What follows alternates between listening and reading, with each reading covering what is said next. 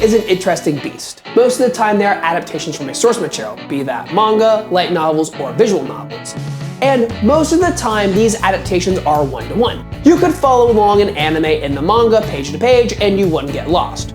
Try to do that with a Marvel movie, you'd give up after the first minute. But even though anime has a template, there is still room to get creative, and it is always fun to see what the director and the animators throw in to make it more special. So today, I'm going to highlight a few examples that I think are neat. One way anime can be unique is by adapting the manga straight, but changing it slightly. A great example is the trailer for Kaguya-sama Love is War Season 3. That's right, I said trailer. This trailer is already a standout because it adapts an entire chapter of the manga rather than being a 30-second compilation of the first episode, and it makes sense to do that for this chapter because of the content. In chapter 110, Miyuki and Nishigami are talking about a manga they like getting an anime adaptation. You can already see where this is going.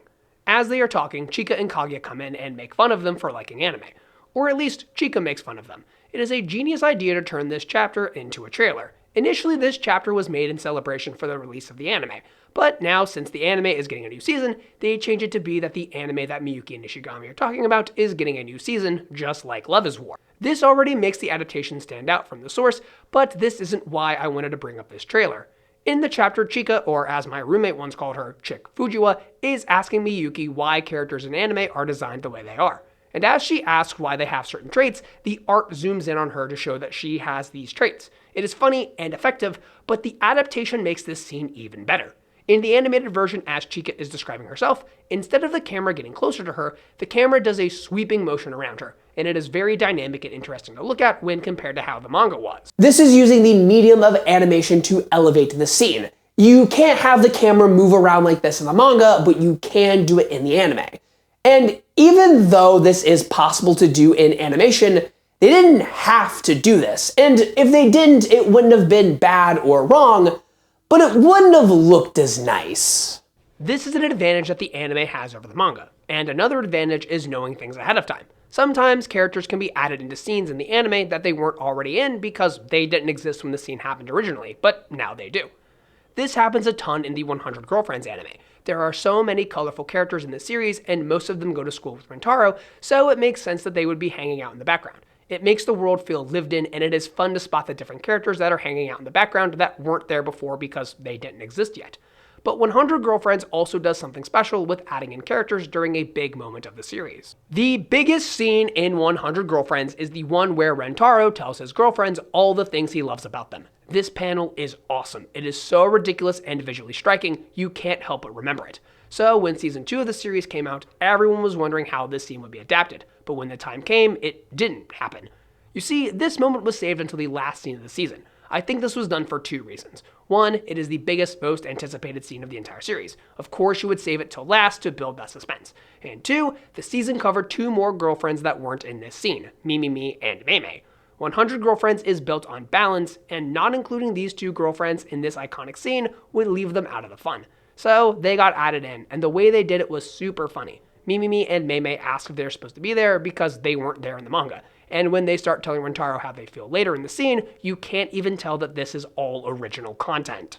This shows a ton of creativity and initiative. The animators could have just done this part straight, but they decided to do something that elevated an already iconic scene. So those are examples of creative interpretations of scenes that were already in the manga. But there are tons of opportunities to add things to the anime. And one of the best examples of this is the opening and ending sequence. And these were not present in the manga already, so there is tons of room to have fun. A great example are the openings to JoJo's Bizarre Adventure. These ones do a lot of different things to make them stand out from other opening sequences. Heh, I said stand. First off, some of the openings use 3D animation, despite the rest of the show being in 2D. These openings were great and very effective, and I know they were effective because when the 3D came back for Stone Ocean, a lot of fans were happy to see the return. But aside from that, there is another thing that these openings do that is even more special and incorporates something from the story. In the last episode of each season, JoJo's will do something called an SFX opening. This is where they take the regular opening and add sound effects to the actions of the characters. This may seem like a minor change, but it gives the openings a nice pop. But when Stardust Crusaders rolled around, these SFX openings got even cooler. Starting in Stardust Crusaders, JoJo's became about superpowers called stands. The SFX openings for parts 3, 4, 5, and 6 are invaded by the stand of the main villain. The way the stands affect the openings are clever, from the world pausing to Bites the Dust rewinding. These are super creative and show off the abilities of the villains. I can't wait to see what they do with Dirty Deeds Done Dirt Cheap in Steel Ball Run. Want another example? Alright, I gotcha. In the recent anime Witch Watch, the main girl Nico is a witch. Shocking, I know. Nico is always screwing things up because of her magic. She always means well, but it always causes more problems for people around her. And nothing is safe from her mishaps, because in episode 3, she mucks up the opening sequence. This is awesome. The animators just didn't finish this one, and they're selling it like Nico is the one to blame.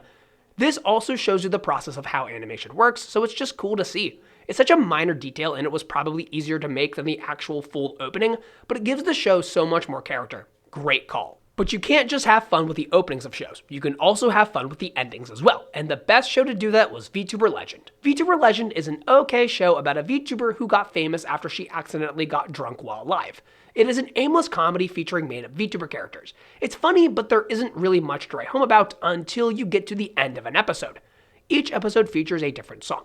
This isn't something you see every day, but it does happen in other shows. The most famous example I can think of is Chainsaw Man, which has a unique ED for each episode. But VTuber Legend goes one step further. A popular type of stream for VTubers to do is a karaoke stream. This is where the VTuber will throw on some music and serenade their audience. Wake me up! So, in VTuber Legend, all of the endings, except for ED4, are the girls doing karaoke. And all of the song selections are really clever.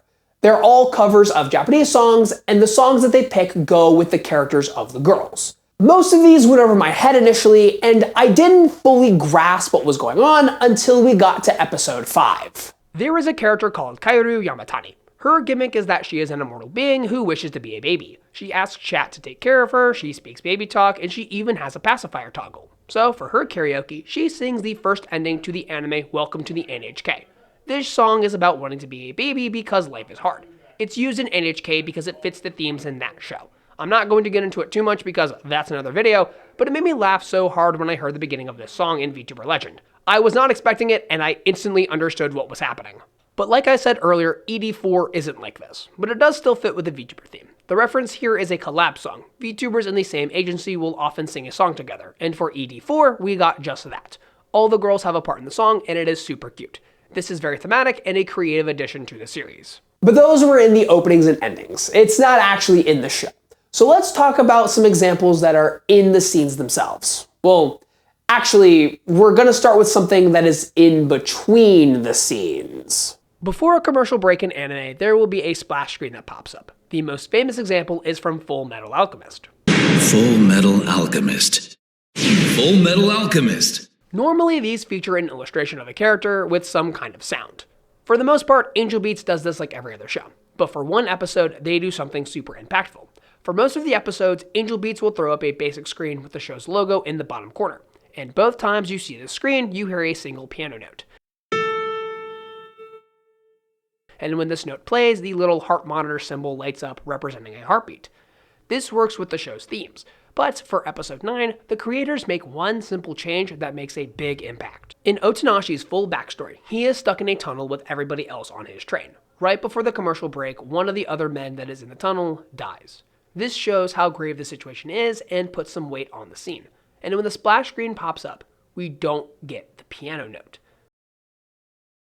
This is a great metaphor for the character dying and adds a lot of emotion to the series. But there are other shows that add things that aren't already in the manga, like a newer show called Please Put Them On Takamine-san. This series is about a girl with the ability to undo actions that have already happened by removing a piece of her underwear. I know, it's a weird show, and you should totally watch my video on the manga. But when it comes to Takamine's ability, the only representation for it in the manga is this line in a single small panel. This isn't a lot, but it does give the audience a visual representation of her power. But in the anime, the animators go all out. Instead of having one ethereal line, we get a whole sequence featuring a butterfly going through a door that creates an outline of a rose in space before unraveling and reversing out the door. It looks cool and reminds me of a magical girl transformation. Now, while I do admit this is a cool way to show us that Takamine is using her power, this sequence does get on my nerves because it happens multiple times per episode. This is a pretty substantial change in the anime, and you can tell that it took effort. But there are still ways to get creative that seemingly doesn't take a lot of effort. In Domestic Girlfriend, boy, I sure talk about a lot of garbage on this channel, Natsuo has a broken leg because he fell down the stairs. Natsuo is stronger than Kuina from One Piece confirmed. While he has a broken leg, his stepmom instructs her youngest daughter, Rui, to help Natsuo out in any way that she can. So, Rui decides the best way to do that is to help Natsuo bathe.